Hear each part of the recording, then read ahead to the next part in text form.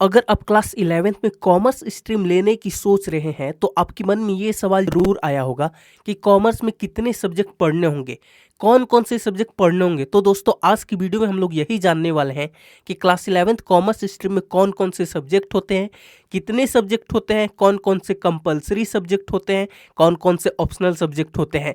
Class 11th commerce stream के बारे में पूरी जानकारी आपको इस वीडियो में मिलेगी, तो आप इस वीडियो को पूरा अंत तक जरूर देखिएगा। तो हेलो दोस्तों, मेरा नाम है आयुष और आप देख रहे हैं आयुष अरीना यूट्यूब चैनल।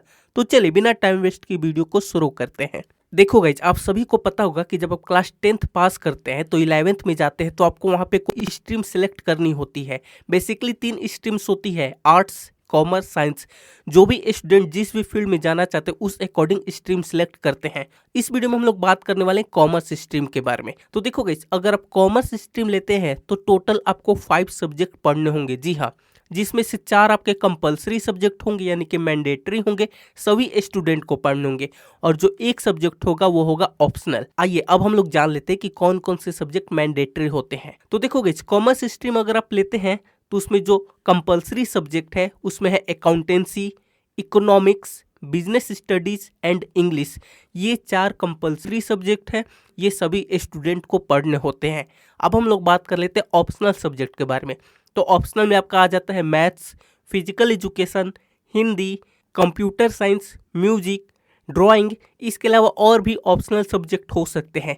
एक चीज़ आपको यहाँ पे बिल्कुल ध्यान रखने की ज़रूरत है, जितने भी मैंने ऑप्शनल सब्जेक्ट के नाम बताए, ये ज़रूरी नहीं कि ये सारे सब्जेक्ट हर स्कूल में अवेलेबल हो ही। हो सकता है किसी किसी स्कूल में सिर्फ हिंदी सब्जेक्ट अवेलेबल हो, तो दोस्तों आपको हिंदी ही लेना पड़ेगा। हो सकता है किसी में हिंदी हो, कंप्यूटर साइंस हो, तो उसमें से 2 में से आप कोई एक चूज कर सकते हैं। अगर किसी स्कूल में 3 ऑप्शनल सब्जेक्ट है तो उसमें से आप एक चूज कर सकते हैं।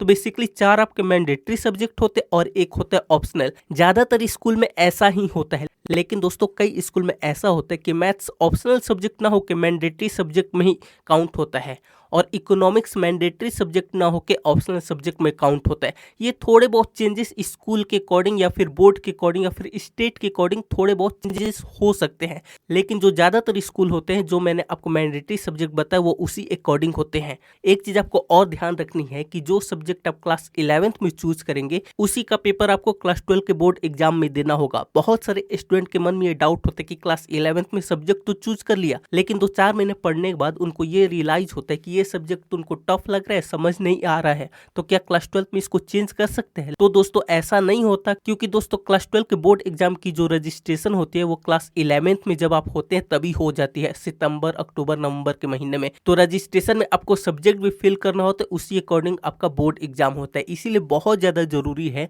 कि आप जो भी सब्जेक्ट चूज करें बहुत सोच समझ के करें। हालांकि मैंने कॉमर्स स्टूडेंट के लिए करियर ऑप्शन के बारे में बताया है, जिसमें मैंने आपको 30 से ज़्यादा गवर्नमेंट जॉब्स के बारे में बताया। उस वीडियो का लिंक आपको डिस्क्रिप्शन में और कमेंट में पिन कर दूंगा, वो वीडियो आप जरूर देखिएगा। तो उम्मीद करते हैं दोस्तों आपको समझ में आ गया होगा कि क्लास 11th के कॉमर्स में कौन कौन से सब्जेक्ट होते हैं। आप कमेंट करके ये बताइए कि आपका फेवरेट सब्जेक्ट कौन सा है, और अगर आपको ये वीडियो पसंद है, वीडियो को लाइक करके चैनल को जरूर से सब्सक्राइब कर दीजिए। मिलते हैं अगले वीडियो में। Thanks for watching.